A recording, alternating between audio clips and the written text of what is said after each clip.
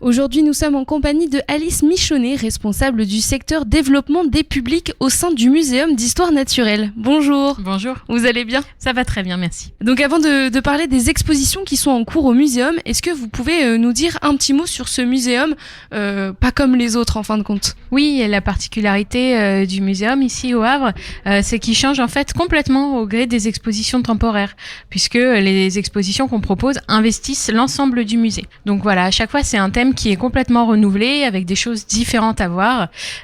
Sur toute une partie de l'année dernière, on a emmené nos visiteurs dans l'univers des abeilles et de l'apiculture autour du monde, et puis cette année, on est plutôt sur la thématique des voyages d'exploration scientifique. Et c'est pour ça que nous sommes là aujourd'hui, c'est pour parler des deux expositions qui vous plongera dans l'univers des voyages d'exploration scientifique. Est-ce que vous pouvez nous les présenter ? Oui, alors effectivement, ce sont deux expositions différentes, mais qui ont un thème commun, qui est l'exploration scientifique. Alors au rez-de-chaussée, on fait un bond dans le temps en arrière. On part en fait au début du siècle dernier, aux côtés de Jean-Baptiste Charcot, qui est parti par 2 fois du Havre, direction l'Antarctique, qui était un continent qui était assez méconnu à l'époque, pour mener en fait parmi les premières recherches scientifiques qui ont été réalisées sur place. Et donc l'exposition en fait suit le parcours de Jean-Baptiste Charcot et de l'équipe de scientifiques et de marins qu'il a emmené avec lui, depuis les préparatifs des bateaux jusqu'au départ du Havre, la période d'hivernage, les recherches scientifiques qu'ils ont menées sur le terrain, leur quotidien aussi, comment en 1903 ou en 1909 on vit sur la banquise, dans quelles conditions, etc.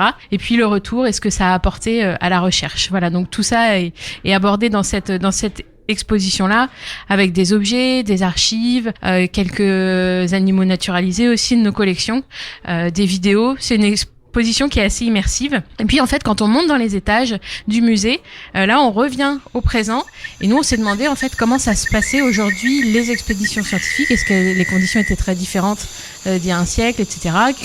Qu'est-ce qui motivait finalement les scientifiques à retourner sur le terrain ? Est-ce qu'il y avait encore des choses à découvrir, et pourquoi et comment ? Et donc là on suit 2 biologistes explorateurs qui s'appellent Julien Chapuis et Barbara Rétoré, et on part avec eux sur différentes expéditions en Amérique centrale d'une part et à Madagascar d'autre part. Et quels sont les objets, qu'est-ce que les visiteurs peuvent découvrir en déambulant dans ces expositions ? Alors, j'en ai déjà un petit peu parlé pour Charcot, et du côté de Julien et Barbara, donc sur cette exposition qui s'appelle Carnet d'exploration, cap sur la biodiversité, on va plutôt découvrir en fait les coulisses de leurs expéditions. Il y a notamment leur camp de base qui est reconstitué avec leur ration alimentaire, leur matériel pour mener la recherche, mais aussi pour grimper, voilà, pour vivre au quotidien, des choses toutes bêtes, mais comment on fait pour se laver, pour faire la cuisine, etc. quand on est perdu au milieu de nulle part. Donc voilà, c'est tout ça qui est présenté. Et pourquoi avoir choisi ce thème ? Ça nous intéressait de mélanger en fait et d'aborder ces thématiques de l'aventure et de la science. On pensait que c'était un bon moyen, pourquoi pas susciter des vocations, voilà, dans le domaine scientifique. C'est vrai qu'on a vite tendance à imaginer le chercheur isolé dans son labo avec sa blouse blanche complètement aseptisée, mais la recherche aujourd'hui c'est aussi du terrain, et voilà, se confronter à la réalité du monde tel qu'il est. Donc l'exposition est déjà ouverte au public. Jusqu'à quand on peut venir voir Alors oui, effectivement, elle a ouvert le 1er juillet avec quelques semaines voilà, de décalage. Et du coup, la fermeture est elle aussi décalée, donc on pourra la découvrir jusqu'au 3 janvier. Et concernant les prix de l'exposition ? Alors, les prix, ce que je peux vous dire, c'est qu'il faut en profiter cet été, puisque c'est demi-tarif pour tout l'été, donc une entrée à 2,50 €. C'est toujours gratuit pour les moins de 26 ans, ça c'est toute l'année. C'est aussi gratuit pour tous les premiers samedis du mois, donc ça vaut le coup d'en profiter. Et puis à partir de septembre, on retourne sur notre grille tarifaire habituelle de 5 € en tarif plein, 3 € en tarif réduit, et puis toujours les gratuités que j'ai évoquées. Et j'imagine qu'il y a des règles sanitaires à respecter ? Oui, effectivement. Concernant le muséum, pour le moment, le port du masque est obligatoire pendant la visite. Et puis, au fil du parcours, il y a un certain nombre de bornes de gel hydroalcoolique qui sont proposées aux visiteurs, puisque dans nos expositions, il y a souvent des manips à effectuer, des choses à toucher, etc.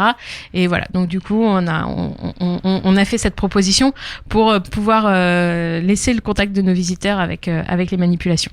Il n'y a pas de réservation à faire en avance, on arrive et puis... Non, il n'y a pas de réservation à faire en avance. On a une jauge limitée, mais qui nous permet d'absorber a priori les flux de visiteurs. Et puis en plus, pour cet été, il y a une petite nouveauté. La place du Vieux Marché, elle est complètement aménagée, elle est piétonne. Il va y avoir des animations, des jeux pour les enfants, des tables de pique-nique, un food truck. Donc si vous devez patienter une petite vingtaine de minutes pour rentrer, sachez que voilà, vous pourrez profiter aussi de la place du Vieux Marché et de ses animations. Est-ce que vous voulez rajouter quelque chose ? Est-ce que vous avez un message à faire passer ? Non, je crois que j'ai tout dit. J'espère que le public sera au rendez-vous pour cet été, à la fois au musée puis dans tous les lieux culturels du Havre. Merci beaucoup Alice Michonnet d'avoir répondu aux questions de Westrack Radio. Merci. Chers auditeurs, c'est fini pour aujourd'hui. Merci de votre fidélité et moi je vous dis à très vite sur l'antenne de Westrack Radio.